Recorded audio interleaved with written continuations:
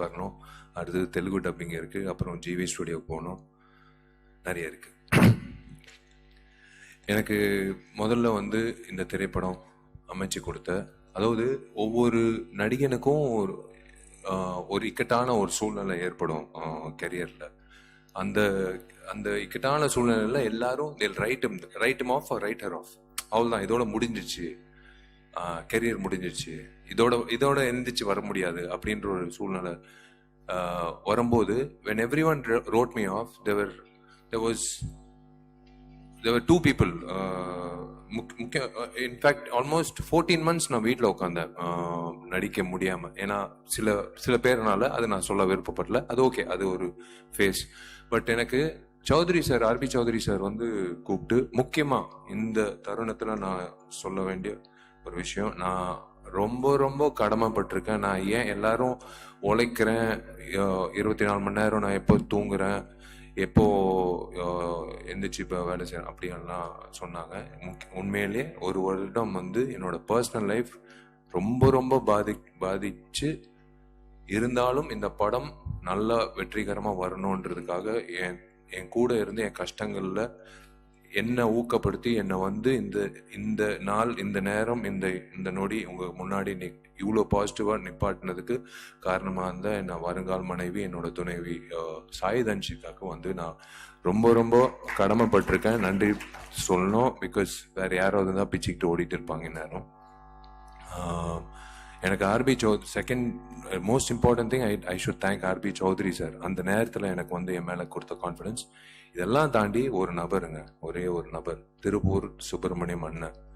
அந்த திருப்பூர் சுப்பிரமணியம் அண்ணன் கொடுத்த அந்த ஒரு ஊக்கம், அந்த ஒரு நம்பிக்கை, அது வீண் போகக்கூடாதுன்றதுனால்தான் நான் என்னோட உழைப்பு அதிகரிச்சு இந்த படம் நன்றாக கொண்டு வரணும். தமிழ்லையும் சரி, தெலுங்குலையும் சரி, இந்த படம் இப்போ August 14th திரைக்கு வரப்போகுது. ஒவ்வொரு நாளும் உழைக்கும் போது நான் நினைச்சுக்கிட்டு இருக்கிற ஒரே விஷயம், அவர் என் மேல வச்சிருந்த அந்த நம்பிக்கை வீண் போகக்கூடாது. அவருக்கு நான் வந்து நன்றின்னு சொல்றதை விட அவருக்கு கடமைப்பட்டிருக்கேன். ஒருத்தர் எழுப்பி விட்டுறாங்க பாருங்களேன், அந்த நேரத்துல யாருமே இல்லாத சமயத்துல எழுப்பி விட்டு, போடா போய் வேலை செய், உன்னால முடியும் அப்படின்னு சொல்லி எனக்கு கொடுத்த ஊக்கம்தான் இந்த மகுடம் திரைப்படத்துக்கோட சக்சஸ்க்கு முக்கியமான காரணம்.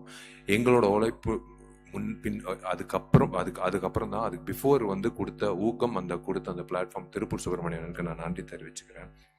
And most importantly I should thank all my artist and my technicians. எனக்கு this is the most challenging film நான் சொல்லுவேன். பிகாஸ் ஸ்க்ரீனுக்கு, அதாவது கேமராக்கு முன்னாடி கேமராக்கு பின்னாடி அப்படின்ற ஒரு சந்தர்ப்பத்தில் வந்து சில நேரத்தில் I became a split personality ஆச்சு. இது ஏன்னா போய் நடிக்கணும், நான் நடிக்கும்போது எல்லா ஆர்டிஸ்ட்க்கும் நான் சொல்லிடுவேன், நான் ஸ்டார்ட் கேமரா ஆக்ஷன் சொல்லி ஒரு செகண்ட்க்கு அப்புறம் நீங்கள் நடிகன்னு சொல்லுவேன். ஏன்னா எனக்கு அந்த எடிட் பாயிண்ட், நான் திடீர்னு நடிச்சா அது அந்த வசனம் பேசினா அது கஷ்டம்னு சொல்லும்போது பேசி முடிச்ச உடனே அதுதான் அந்த கஷ்டமான விஷயம். அவங்க பேசி நடிச்சு முடிச்சதுக்கப்புறம் மறுபடியும் நான் போய் அந்த காட்சியை பார்த்து வந்து நடிக்கிறது தான். அந்த நேரத்தில் எனக்கு என்னன்னா, எல்லாருமே நான் சொன்னது வந்து, இவன் எதுக்கு நம்மளுக்கு நடிப்பு சொல்லித்தரான், இவன் எதுக்கு எனக்கு வரிகளுக்கு வந்து ஒரு ஒரு ஒரு ஒரு விஷயம் சொல்றாப்புல, இவன் எதுக்கு இசையமைப்புல வந்து எனக்கு ஒரு விஷயம் இவன் எதுக்கு வந்து நான் நடன பயிற்சி, முக்கியமா திலீப்புக்கு வந்து எதுக்கு நம்மளுக்கு எதுக்கு ஸ்டண்ட் பத்தி இவன் சொல்றான் அப்படின்னு சத்தியமா சொல்றேங்க. இந்த ஈகோ இல்லாத இந்த கூட்டம்னாலதான், இந்த ஈகோ இல்லாத இந்த டெக்னீஷியன்ஸ், இந்த ஆக்டர்ஸ் ஆக்ட்ரஸஸ், இந்த டீம் எனக்கு கிடைச்சதுனாலதான் மகுடம் வந்து இவ்வளவு சிறப்பா வந்திருக்கு. ஏன்னா சத்தியமா வந்து எந்த நேரத்திலையும் வந்து என்னால வந்து நான் நினைச்சது சாதிச்சிருக்க முடியாது. I can start with everyone, right from Dushara, next my very very close friend Anjali for the last so many 15 years. And ஏன்னா ஆர்டிஸ்ட் கிட்ட வேலை வாங்குறது நான் கத்துக்கிட்டது பாலாண்ணா கிட்ட.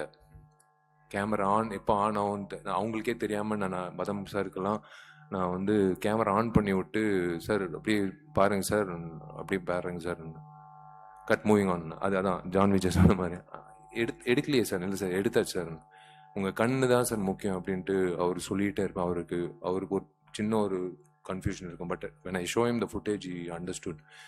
எனக்கு அதே மாதிரி தான் மற்ற நடிகர்கள். ஐ டோன்ட் நோ லைக் எனக்கு அந்த இப்போ மாயா ஆகட்டும், லைக் எவ்ரி ஒன், அந்த தம்பி அஸ்வின் ஆகட்டும், like I have to go down to there அவங்க இடத்துக்கு வந்து உன் ஜூஸும் வேணாம் உன் காரும் வேணாம் அப்படின்னு சொல்லும்போது நான் அந்த சொல்லும் போது அவங்க உள்வாங்கி பண்ணுறது ஐ ஹாவ் இட் இஸ் எனக்கு பிடிச்ச ஒரு கிராஃப்ட் இதுங்க. 35 வருஷத்தோட கனவு. இந்த இடத்துல வந்து நான் உண்மையிலேயே வந்து எங்கள் அப்பாவுக்கு நான் நன்றி சொல்லணும். எப்படி நீங்கள்லாம் இப்படி காத்துட்டு இருந்தீங்களோ, கிட்டத்தட்ட ஒரு 4.5 மணி நேரம் வந்து அவர் நின்றுட்டு இருந்தார். நான் அர்ஜுன் சார் கிட்ட உதவி இயக்குனராக வேலை செய்கிறதுக்கு நான் கேட்கும் போது அவர் ஷூட்டிங்கில் இருந்தார். பட் 4.5 மணி நேரம் நின்னார். வேணாப்பா, தெரிஞ்ச அர்ஜுன் அங்கிள் தான், எனக்கு எத்தனையோ வருஷம் பழக்கம். பட் இருந்தாலும் இல்லைடா, நீ அசிஸ்டன்ட் டைரக்டராக சேர போகிற, ஸ்கூலில் உனக்கு கேட்டு இப்போ எப்படி அட்மிஷன் நின்னோ அதே மாதிரி உனக்கு நான் நின்று நான் உனக்கு வேலை வாய்ப்பு கேட்க போகிறேன் அப்படின்னு சொல்லி நின்று எனக்கு ஊக்கப்படுத்தி என் கனவை நினைவாக்கின எங்கள் அப்பாவுக்கு நான் வந்து நன்றி தெரிவித்தே ஆகணும். அது வந்து நான் கடமைப்பட்டிருக்கேன் எங்கள் அப்பாவுக்கு. ஏன்னா ஒவ்வொருத்தருக்கும் ஒரு கனவு இருக்கும். ஆனால் சினிமான்னு சொல்லும் போது நிறைய பேர் பெற்றோர்கள் வந்து இல்லை மீடியா சினிமாலாம் வந்து முக்கியமாக பெண்களுக்கும் அந்த விஷயம் இருக்கும். இல்லை மீடியாவில் வந்து தப்பு, அதுக்குள்ள போகக்கூடாது அப்படின்னு சொல்லுவாங்க. ஆனால் எங்கள் அம்மா வந்து முக்கியமாக சண்டைக்கோழி காரணம் வந்து எங்கள் அம்மா தாங்க. எங்கள் அப்பா வந்து இல்லை இவ்வளோ காசுலாம் செலவு பண்ண முடியாதுன்னு. எங்கள் அம்மா சொன்னாங்க, நீ காசு செலவு பண்ணுறியா இல்லை நான் காசு செலவு பண்ண. நான் லிங்குசாமியோட கதை கேட்டேன். இந்த படம் தான் என் பையனை வந்து பெரிய ஆக்ஷன் ஹீரோ ஆகணும்னு எங்கள் அம்மா தான் சொன்னது. ஸோ அதுதான் வந்து இன்னைக்கு எங்கள் அப்பா அம்மாவோட அந்த அந்த ஒரு அவங்க கொடுத்த அந்த நம்பிக்கை தான் 35 வருஷம் கழிச்சு today I'm standing in front of you as a director. Of course ghost direction okay, but அஃபிஷியலாக விஷால் என்ற 45வது புதுமுக இயக்குனர் 99வது படம் ஆர்பி சௌத்ரி சார் சூப்பர் ஃபிலிம்ஸில் நிற்கிறது பெரிய விஷயம். I should really thank my குருநாதர் Arjun sir, action king Arjun sir. அவர் என்னை நடிக்க வச்சார். தேரிக்கே வெய்டா அந்த கிளாப் போர்டு வந்து நடிதான்னு சொல்லி அன்னைக்கு நடிக்க வச்சு என்னை வந்து ஃபோட்டோ ஷூட் பண்ணி என்னை வந்து நடிகராக வந்து போய் நடிக்க ஆரம்பிடான்னு சொன்னது அவர். இன்னைக்கு நான் இயக்குனராக ஆகிறதுக்கு காரணம் அவர். உண்மையிலே அவருக்கு நான் அவர்கிட்ட கற்றுக்கிட்ட விஷயங்கள். அதே மாதிரி நான் ஃபர்ஸ்ட் லைஃப்பில் வந்து ராம்கோபால் வர்மா அவர்களோட அந்த உதயம் சிவான்ற திரைப்படம் ஸ்கூலில் படிக்கும்போது பார்த்து வெளியில் வந்து நான் இயக்குனர் ஆகணும்னு நான் நினச்சி இன்னைக்கு வந்து அதுக்கு நினைவாகுதுன்னா, இப்போ I can tell you one thing, I can tell everyone whoever is watching this, if you dream about something with sincerity, with your gut feeling, with willpower, with determination, with consistency, kandipa you will make it. If Vishal can make it, kandipa நீங்களும் you can make it. எந்த துறையா இருந்தாலும் சரி, அது cinema துறையா இருக்கணும்னு இல்லை, நீங்க எந்த துறையில IAS இருக்கலாம். என்னோட பசங்க, என்னோட தங்கச்சிங்க இன்னைக்கு எல்லாரும் பெரிய பட்டதாரிகளா, பெரிய எல்லா காலேஜ்லயும் வந்து எல்லா கிராமத்து பிள்ளைங்க தான். பட் இருந்தாலும் சரிசமமா உட்கார வச்சு அவங்க இன்னைக்கு வந்து எல்லா காலேஜ்ல என் பசங்க வந்து இன்னைக்கு வந்து பட்டதாரிகளா இருக்காங்கன்னா, definitely it's because of their willpower and definitely it's because of that consistency. That's what I would like to tell you. And yes, எனக்கு இந்த திரைப்படத்தில் எனக்கு அமைஞ்ச இதோ ரிச்சர்டு தம்பி டிஓபி ரிச்சர்டு வந்து நம்ம ரொம்ப வருஷமா எனக்கு we have done so many films, summer, நான் செய்ய மனிதன், என்ன மதகஜராஜா, என்ன எல்லாம். இந்த படத்துல வந்து அவனுக்கு கரெக்டா தெரியும் அந்த எடிட் பாயிண்ட் வந்து. ஒரு நாள் ஆக்சுவலா துஷாரா டேட்டு பிரச்சனை. அன்னைக்கு வந்து 2 மணிக்கு ஆக்சுவலா 6 to 6 இல்லடா, மார்னிங் 6 வரைக்கும். ஆனால் 2 o'clock 10:30 போக வேண்டியது இருந்து, கரெக்ட் 2 o'clock வரைக்கும்.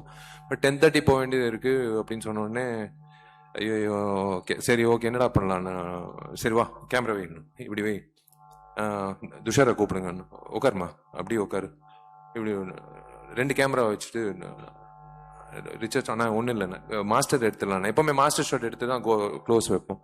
இல்லை தம்பி இதை எடுத்துடலாம், ஃபர்ஸ்ட் எடுத்துடலாம், டக்குன்னு எடுத்துடலாம், அப்புறம் இந்த பக்கம் பேசுமா, இந்த பக்கம் பாருமா. இது எல்லாமே நான் சுந்தர் சி சார் கிட்ட கற்றுக்கிட்டது. இது சுந்தர் சி சார் எப்படின்னா, நீங்க வந்து இந்த பேக்ட்ராப்லேயே வந்து சுவிட்சர்லாந்துல சாங் படப்பிடிப்பு நடந்த மாதிரி அவர் காட்டிடுவார். சலிக்கவே ஆர்டிஸ்ட் வரலையா, பிரச்சனை இல்லை, கேமரா அப்படி திருப்புங்க.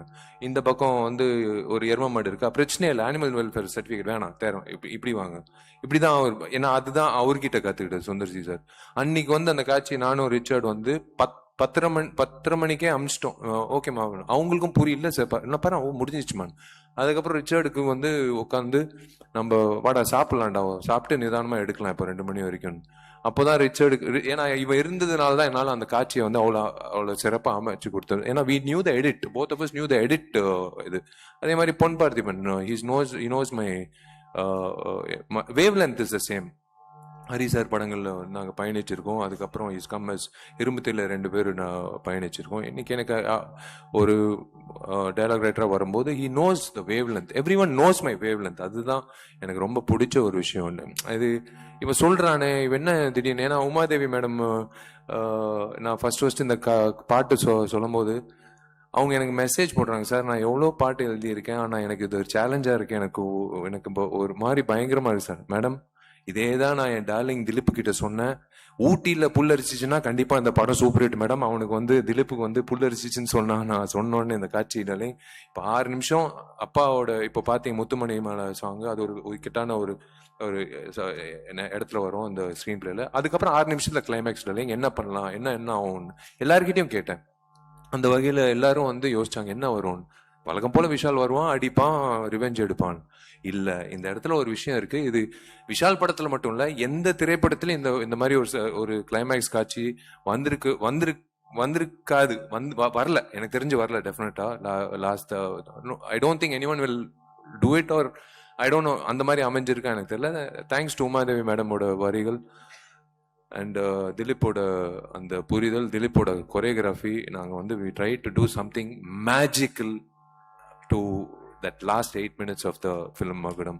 I'm looking forward. அந்த அதே ரோஹிணி தியேட்டர்லாம் எப்படி ஏன் எனக்கு பிடிச்ச நடிகர் விஜய் இன்னைக்கு சேமா இருக்காரு, அவர் வந்து நான் எப்படி நான் ரசிச்சு பார்த்துருக்கேன். அதே ரோஹிணி தியேட்டர்ல தான் நான் இன்னைக்கு நானும் திலீப்பும் அந்த காட்சிக்கு எப்படி கை தட்ட போறாங்க நான் பார்க்க போறேன். எனக்கு அதே மாதிரி தான் பிரதர் ஏகாதசி ஆகட்டும், கருணா ஆகட்டும், எனக்கு விவேக் இங்கிட்ட இல்லை, எல்லாரும் வந்து they love the fact that Vishal is saying something which we can understand. சரி, ஓகே சொல்றாரு, ஓகே கரெக்டா இருக்கு அப்படின்னு சொல்லி புரிதல் இருக்கு பாருங்களேன். அதுதான் எனக்கு ரொம்ப பிடிச்சது. இந்த தம்பி இருக்கானே, இவன் வந்து சும்மா ஏதோ ஒரு இதுல, எனக்கு என்னன்னா காது வந்து நான் டால்பி சரவுண்ட் சவுண்ட் மாதிரி எங்கிட்ட இப்ப பேசிட்டே இருக்கும்போது யாரோ அங்கிட்ட வந்து இவன் ரொம்ப நேரம் பேசிட்டு இருக்கானேன்னு யாரோ சொல்றாங்க, எனக்கு கேட்குது. அந்த மாதிரி எனக்கு இப்படி உட்காந்துட்டு இருக்கும் போதே வந்து எவனோ ஒருத்தன் ரேப் பண்ணிட்டு இருக்கான், யார் அவன் சம்மந்தமே இல்லை, அவன் ரேப் பண்ணிட்டு இருக்கான், கூப்பிடுறான் அவனு பார்த்தா இவன் தான் வினோத். வந்தான், ஒரு பாட்டு பண்ணாச்சு. I'm going to introduce him next couple of months. Independent musician ஒரு ஆல்பம் வச்சிருக்கான். அது ஆக்சுவலாக அந்த பிளான் இருந்தது. That's why we introduce him. எனக்கு இந்த படத்துல ஒரு மிகப்பெரிய தூணா இப்பவும் இருந்துட்டு இருக்காப்ல, இஸ் ஸ்டில் டூயிங். ஏன் ஜிவி வரல, நான் ஜிவி பிரகாஷ் டார்லிங்கு இந்த இப்போ RR போயிட்டு இருக்கு. நான் இப்போ இழுத்தேன்னா ஆகஸ்ட் 14 என் படம் ரிலீஸ் ஆகாது. அவர் RR வாசிச்சு இருக்கார், 2 திரைப்படம் வருது. ஸோ அதனால வந்து அஃப்கோர்ஸ் டெஃபினெட்லி விஸ்வநாதன் சன்ஸும் டெஃபினட்டாக நல்லா ஓடணும், மகுடமும் நல்லா ஓடணும் நான் வேண்டிக்கிறேன். இந்த ஜிவி பிரகாஷ்ன்ற ஒரு ஒரு ஒரு டெக்னீஷியன் இருக்கானே, உண்மையிலேயே ஒரு வரங்க, ஒரு புதுமுக இயக்குனருக்கு ஒரு வரம். நான் எப்படி ஜிவிக்கு நன்றி சொல்றதுன்னு தெரியல. ஏன்னா ஒரு 3 வாட்டி நேஷனல் அவார்டு வாங்கினவர் வாசிச்சுட்டு இருக்காப்புல. முக்கியமா எந்த சாங் தான், உமாதேவி மேடம் நின்றுட்டு இருந்தாங்க, நான் சம்மந்தமே இல்லாமல் டான்ஸ் மாஸ்டர் அசார் கூப்பிட்டேன். டார்லிங் இல்லை டார்லிங் இந்த மாதிரி இல்லை அப்படின்னு சொல்லிட்டு நான் பாட்டு எதோ பண்ணிட்டு இருக்கேன். இப்படி பார்த்தாப்புல என்னை திட்ட போறாப்புலையா, ஏன்னா நான் என்ன அறியாம நான் கொஞ்சம் அத்துமீறலா போயிட்டேன். டார்லிங் எனக்கு இப்படி அப்படியெல்லாம் ஏதோ பண்ணேன்.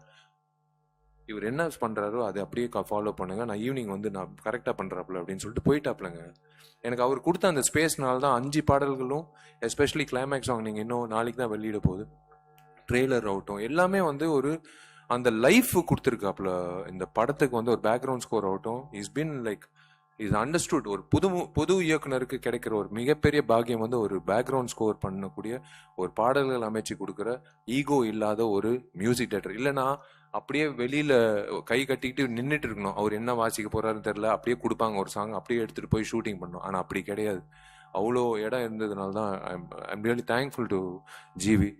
And yes of course there is இந்த ஆள் இருக்கானே ஜான் விஜய். முதல் தடவை ஜான் விஜய்னால ஜாதி சண்டைனால நான் வந்து லயோலா காலேஜில் எனக்கும் இவனுக்கும் சம்மந்தமே கிடையாது. ஃபர்ஸ்ட் டைம் ஆக்சுவலாக அப்போ தான் எனக்கு தெரியும் ஜான் விஜய் என் சீனியர், அவ்வளோ க்ளோஸ் கூட இல்லை.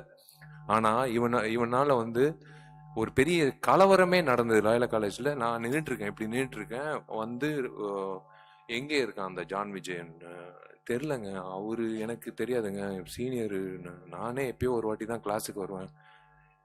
தேடிட்டு இருந்தாங்க ஜான் விஜய்க்காக. அப்போலேருந்து தெரியும் இந்த மனுஷன். இவரை கூப்பிட்டு நடிக்க சொல்லி வி போத் அந்த நடிக்க ஆரம்பிக்கும் போது ஜான் எப்பவுமே வந்து ஃபுட்டேஜ் இவ்வளோ கொடுப்பாரு, எல்லாமே நல்லா இருக்கும். ஆனால் எல்லாமே சாப்பிட முடியாது இல்லையா, ஓரளவுக்கு தானே நம்ம பசிக்கு, அவ்வளோதான். அதுதான் எடுத்துக்கணும். ஜான் ஒரு குழந்தை மாதிரி. இப்போ கூட எனக்கு பாருங்களேன் அந்த பிளாக்ல அது ஏதோ, ஏன்னா நாங்கெல்லாம் நானும் உதயாலாம் வந்து ஒரு நாள் எங்களுக்கெல்லாம் அந்த டைம்ல கிளப்புக்குள்ள வந்து கேர்ள் ஃப்ரெண்ட் இருந்தாலாம் கிளப்புக்குள்ள என்ட்ரி. அப்போ நாங்கெல்லாம் வந்து ஐ திங்க் ஸ்கூல் தானே ஜான், அப்போ நாங்கெல்லாம் நின்றுட்டு இருக்கிறோம் கிளப்ல. என்ட்ரியில ஒரு தலைவர் நம்பால் ஒரு லுங்கி, ஒரு சட்டை, ஒரு கூலிங் கிளாஸு, அப்போ ரேபேனு, அது வேற, அது நான் சொல்லக்கூடாது, அது டிஸ்க்ளைமர் கார்டு வச்சுக்கிட்டு அவர் பாட்டு உள்ள பவுன்ஸ் தள்ளுற யாரு நம்ம எக்ஸ் டெபுட்டி சிஎம் எல்லாம் நின்றுட்டு இருக்கோம், நாங்கெல்லாம் நின்றுட்டு இருக்கோம். இவர் வந்து யாருமே இல்லைங்க, பொண்ணு, நோ கேர்ள் ஃப்ரெண்ட் கூட. அவர் பாட்டு உள்ள போறாருங்க கிளப்புக்குள்ள. எங்களுக்கு வேந்து யாரா வேண்டாலும் இப்படி ஒரு ஆட்டிடியூட், இப்போ வரைக்கும் அதே ஆட்டிடியூட் வச்சிருக்காப்புல. அதுதான் நான் பயன்படுத்தினேன் இந்த படத்துல வந்து பயன்படுத்தியிருக்கேன். இன்னொன்று முக்கியமா எனக்கு இளையராஜா சாருக்கு நான் மிக்க நன்றி சொல்லணும். நான் மிகப்பெரிய ரசிகன். அவரை நான் பயன்படுத்திக்கிட்டு இந்த படத்துல வந்து நான் ஒரு விஷயம் பண்ணியிருக்கேன். ஸோ மீடியாவுக்கு I don't want to take much time of you. Thank you so much for being here, all forms of media. Thank you, they all family to me. I have never treated them as media. Thank you so much. Trailer வந்திருக்கு. In another next அடுத்த வெள்ளிக்கிழமை you're going to watch it on silver screen, and then I have nothing to talk beyond that. I will wait for you all to tell me how the film is as me as a director, and then I will speak to you how why where. அதாவது நான் பார்க்காத அதை அவங்க சொன்னாங்க, சகோதரி சொன்னாங்க, she said the best revenge is to smile.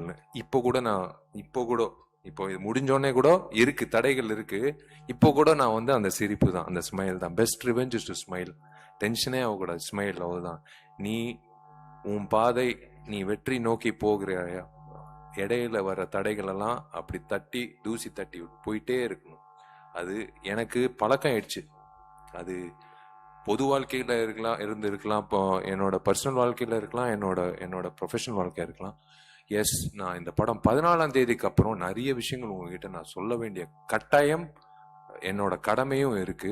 அது release ஆகி ஜெயிச்சதுக்கு அப்புறம் 16ஆம் தேதி ஞாயிற்றுக்கிழமை இப்போயே பிளாக் பண்ணிக்கோங்க. வெற்றி விழால வந்து உங்களை நான் கண்டிப்பா நான் ஆணவத்தில் நான் சொல்லலைங்க, கண்டிப்பா உங்களோட நம்பிக்கை எனக்கு தெரியும். நான் உங்க மத்தியில் நான் உட்காந்து படம் பார்த்துருக்கேன், நிறைய ஹீரோஸோட படங்கள் நான் தான் சொல்றேன். அதனால அந்த உள்வாங்கியெல்லாம் நான் பயன்படுத்தியிருக்கேன். அன்னைக்கு நான் சொல்வேன் நிறைய விஷயங்கள். இன்னைக்கு I'll will close this and let's wrap it up as a positive attitude. I'm hoping to see you all the same. இதே மாதிரி உங்க அபிமான திரையரங்குகள் நீங்க இந்த மாதிரி உட்காந்து என்னோட திரைப்படத்தை பார்த்துட்டு எனக்கு நீங்க சொன்னீங்கன்னா அதை விட எனக்கு மிக சிறந்த ஒரு சந்தோஷம் எதுவுமே இல்லை. I'm looking forward to. God bless you. Thank you. Love you.